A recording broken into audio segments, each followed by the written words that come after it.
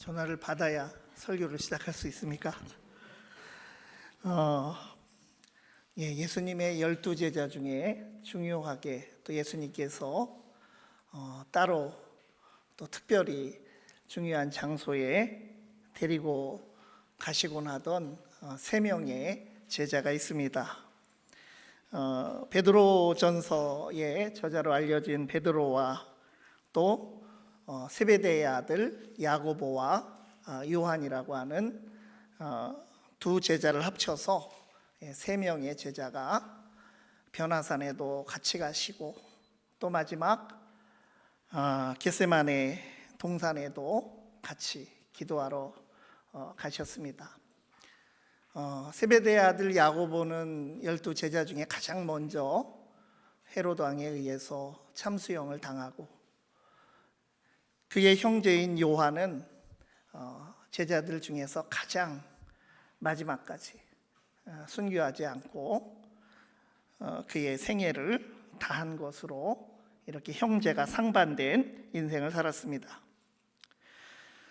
이 요한 사도가 요한복음에서 예수님에 대해서 증언한 내용을 보면 예수님께서 메시아이심을 증언하는 7개의 기적과 7개의 나는 무엇이다 라고 하는 형식으로 말씀하신 그 7개의 말씀을 기록해 놓았는데 그 중에 한 말씀이 요한복음 14장 6절 말씀입니다.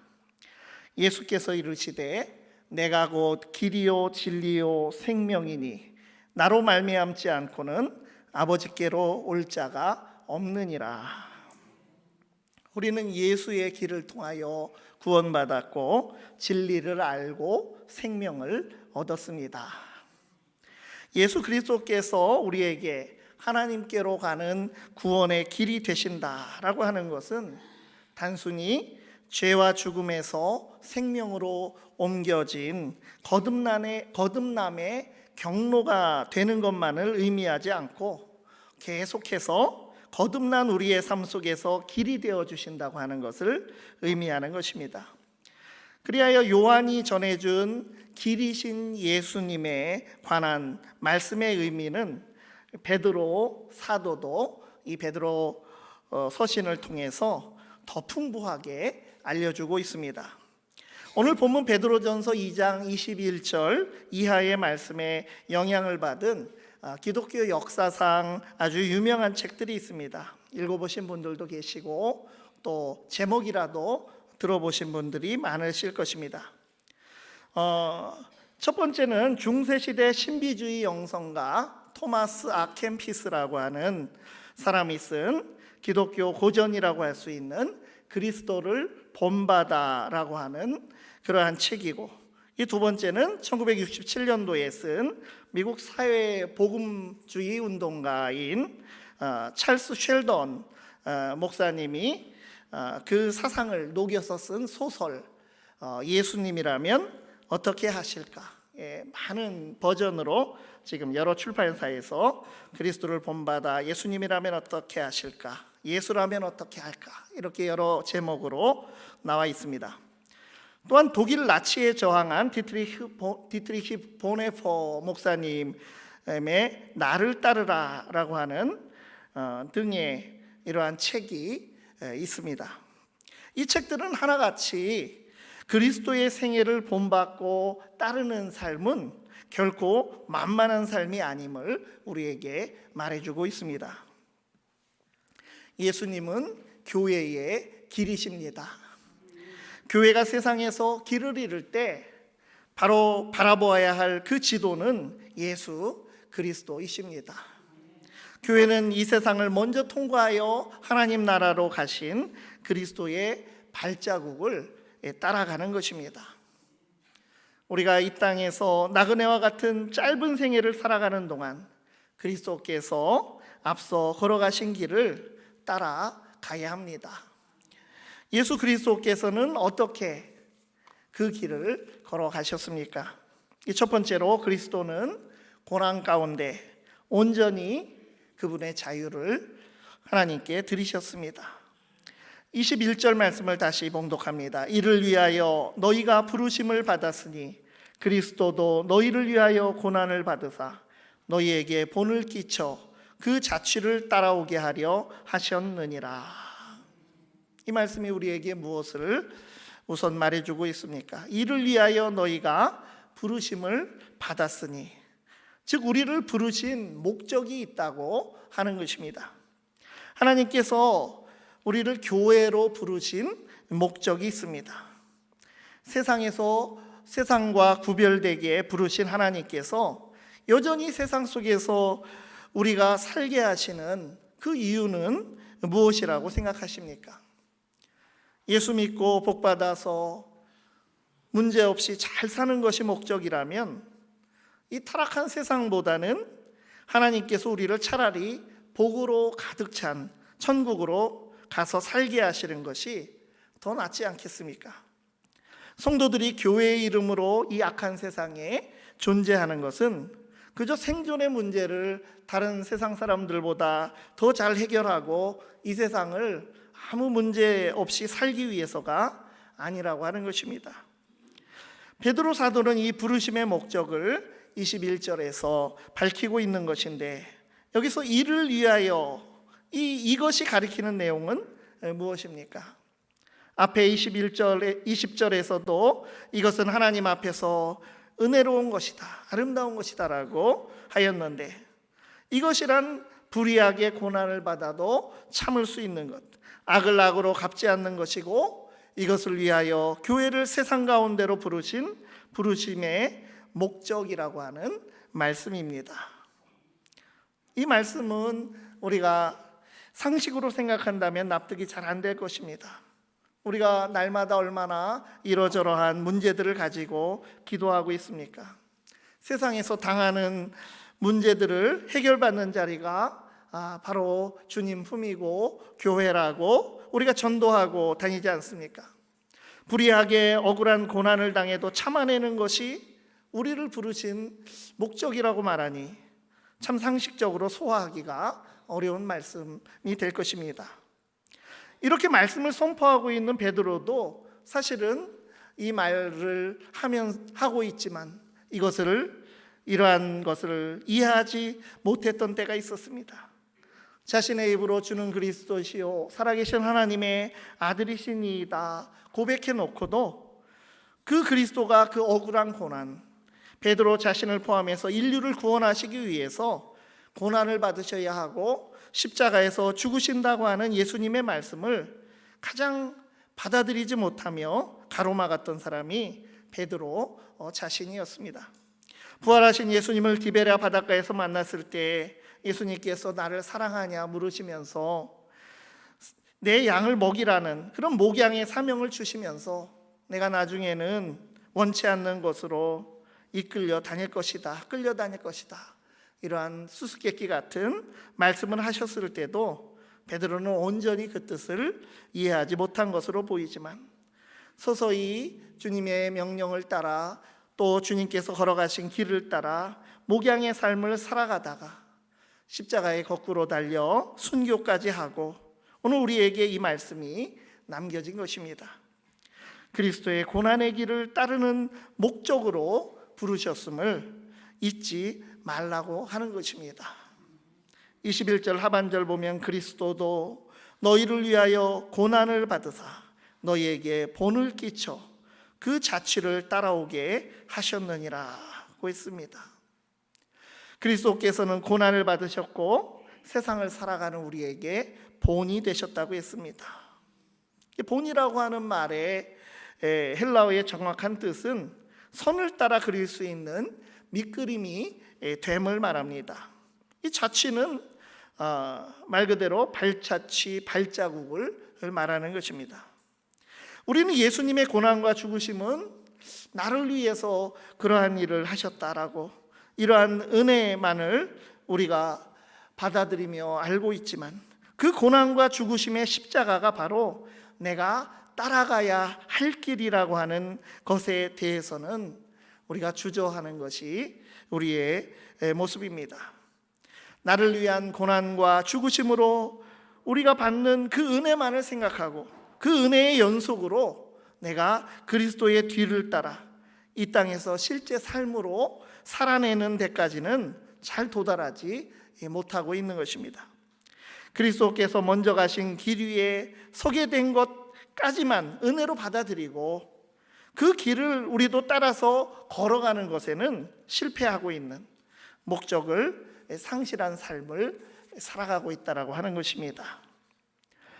22절부터는 예수님이 불의와 악에 대처하며 길을 가신 그 본이 되는 발자취에 관해서 말씀하고 있습니다. 22절 말씀에 그는 죄를 범하지 아니하시고 그 입에 거짓도 없으시며, 여기서 벌써 베드로는 흠없는 양으로 우리의 죄를 대속하여 죽으신 그리스도의 죄 없으심을 언급하기보다는 죄를 짓지 않으셨다고 하는 것을 강조하고 있습니다.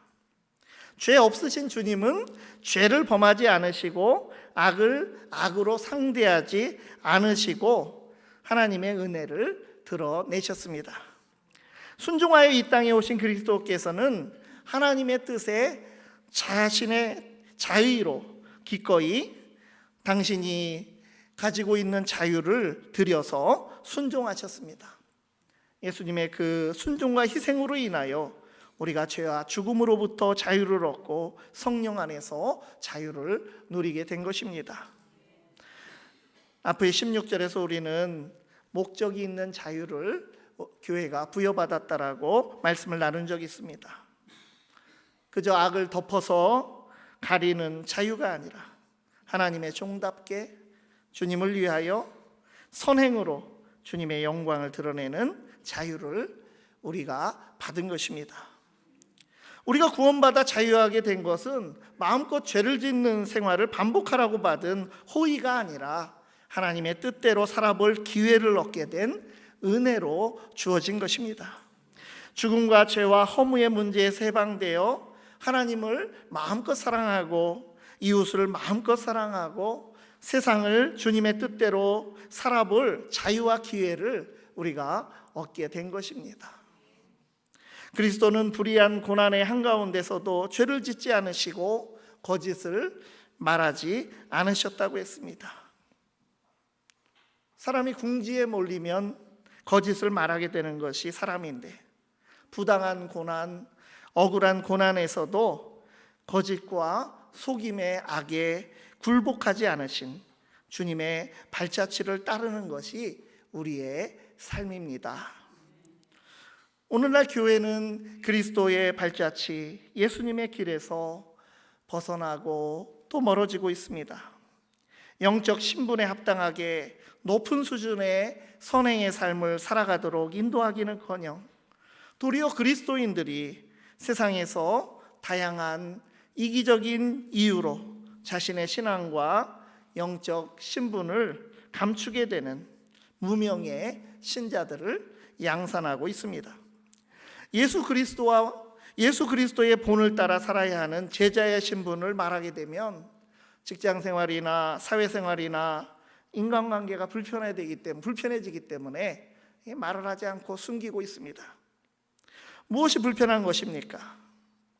죄와 거짓이 적당히 섞인 처세법으로 살기가 곤란하여지기 때문이 아닙니까?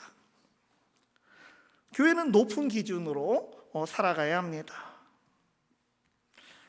베드로가 오늘 우리에게 강조하고 선포하듯이 교회가 옳은 일을 하며 선을 행하다가 고난을 당해도 은혜의 능력을 드러내는 삶을 택해야 함을 기억하실 수 있기를 바랍니다. 두 번째로 그리스도는 악을 맞대어 갚지 아니하셨습니다. 이 본문의 그리스도에 관한 설명은 사실 우리가 이러한 표현들을 많이 들어봤다라고 생각할 수가 있습니다. 이사야 53장에 고난의 종, 그 메시아를 예언한 고난의 종의 모습이 반영이 되어 있는 말씀들입니다. 23절 말씀에 욕을 당하시되 맞대어 욕하지 아니하시고 고난을 당하시되 위협하지 아니하시고 오직 공의로 심판하시는 이에게 부탁하시며, 그리스도는 자발적으로 악에 부딪히셨습니다. 죄를 짓지도 속이지도 않으셨지만 돌아오는 것은 모욕과 고통이었습니다. 그럼에도 당신을 향한 거짓 증거와 모욕적인 언사를 맞받아서 같은 모욕적인 언사로 대응하지 않음으로써 함께 악에 빠지지 않으셨다고 하는 것입니다. 우리가 복음서의 최후 고난 이야기를 전해주는 그 장들에 기록된 예수 그리스도께서 그 순환을 당하시던 그 마지막 날들 속에서 보여주신 모습은 그것이 우리를 위한 대속적 죽음의 과정이기도 하지만 세상을 지나가는 교회가 똑같이 통과해야 할 길임을 우리에게 말해주고 있는 것입니다. 예수님께서는 악을 악으로 맞대어 갚지 않으시려고 공의로 심판하시는 하나님께 모든 것을 맡겨드렸습니다. 2장 1절에서 무엇이라고 권면하였습니까? 그러므로 모든 악독과 모든 기만과 외식과 시기와 모든 비방하는 말을 버리고, 당시 교회의 모습이 이 말씀과 같았기 때문에 이러지 말라고 권면하며 2장을 시작한 것입니다. 버려야 할 것을 버리지 못하고 오히려 악과 위선과 거짓을 더 논리적이고 더 세련되게 만들어서 세상을 살아가고 있지 않은지 우리 자신들을 돌아보게 됩니다.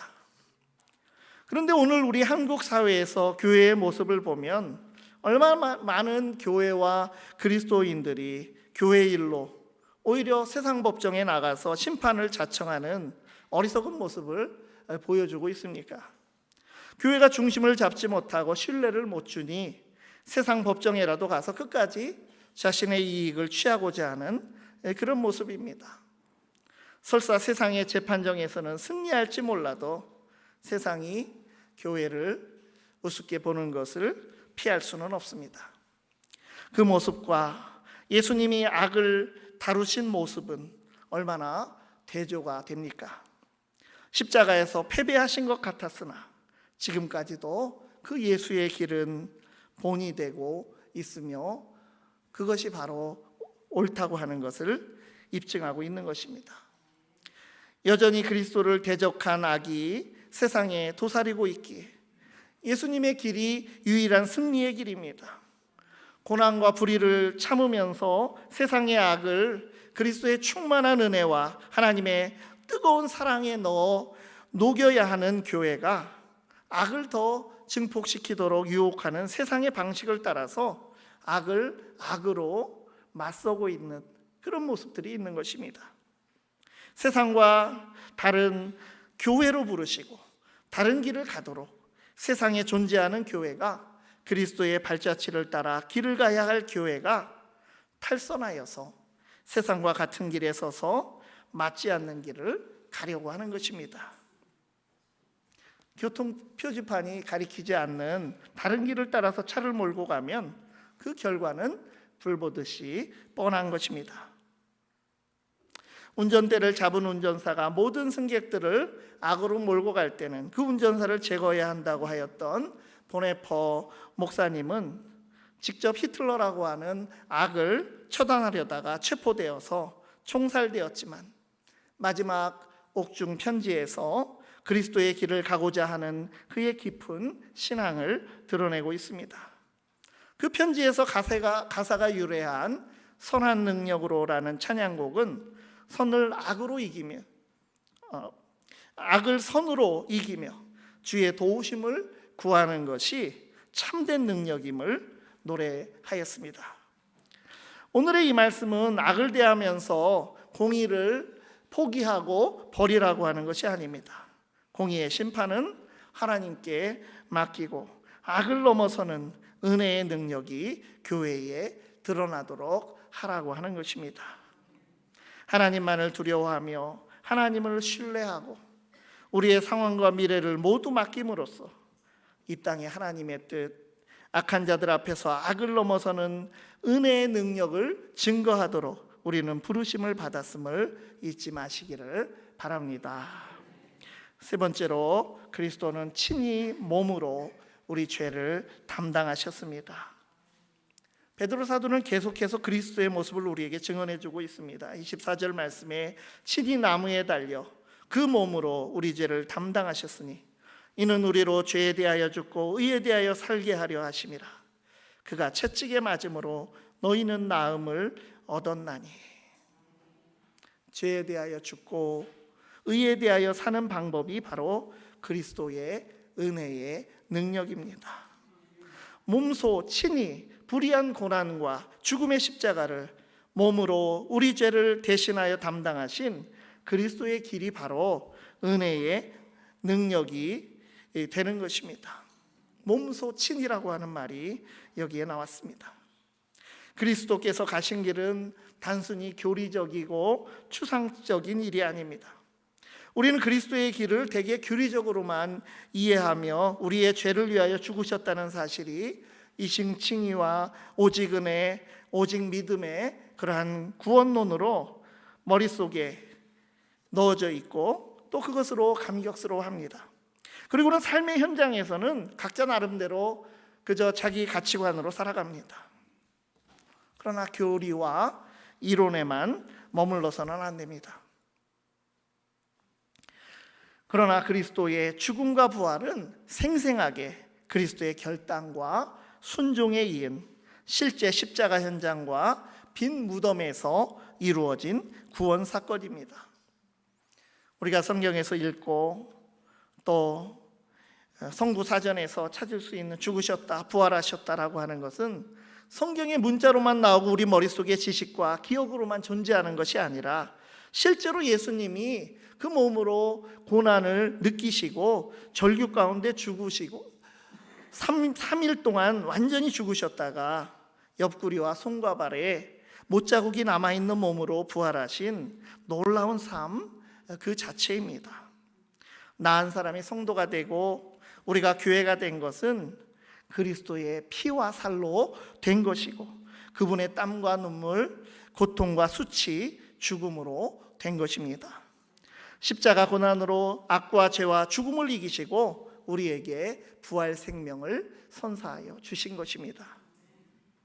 예수님의 실천과 헌신의 길을 통해서 우리에게 주신 구원으로 인하여 우리는 자유의 몸이 되었습니다.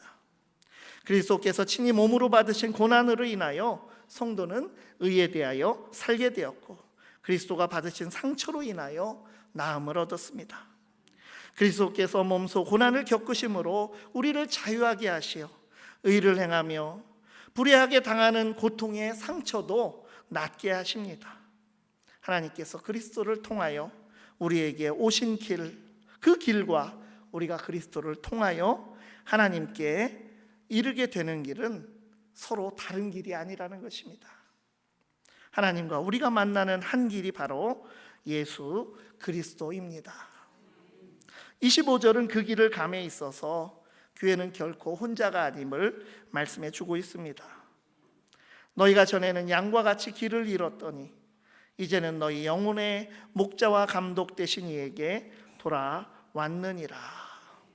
길을 잃은 양과 같은 우리를 교회로 부르시어 교회로 세우시고 우리의 목자와 감독이신 예수 그리스도의 인도하심이 함께 하시는 것입니다. 하나님 우편에 계신 그리스도는 양무리를 구원하고 인도하고 보호하는 목자의 역할, 돌아보고 치유하며 다스리는 감독의 역할로 우리와 동행하여 주십니다. 우리의 살아계신 중보자 그리스도께서는 양무리 가운데 약한 자들을 치유하고 강하게 하여 주시고 악한 자들은 제재하시고 다스리시어 공의와 평강의 공동체로 교회를 이끌어 주시는 것입니다. 우리가 받은 은혜는 예수 그리스도를 선물로 받은 그 은혜입니다. 세상이 가는 길, 사람이 발전시킨 그런 가치를 따를 것이 아니라 그리스도의 발자취를 따라서 선한 능력, 은혜의 능력으로 그리스도의 길을 담대히 걸어가시기를 간절히 바랍니다. 기도하시겠습니다. 하나님, 우리를 위하여 몸소 친히 죄와 수치와 고난을 감당하시되 악을 선으로 은혜로 바꾸어 주신 구원의 은총과 그 그리스도의 인도하심에 감사드리옵나이다. 합력하여 선을 이루신 그리스도의 본을 따라서 은혜의 능력에 힘입어 하나님 나라를 향한 여정을 넉넉히 이기며 나아가게 하여 주시옵소서. 예수 그리스도의 이름으로 기도드리옵나이다. 아멘. 우리 찬송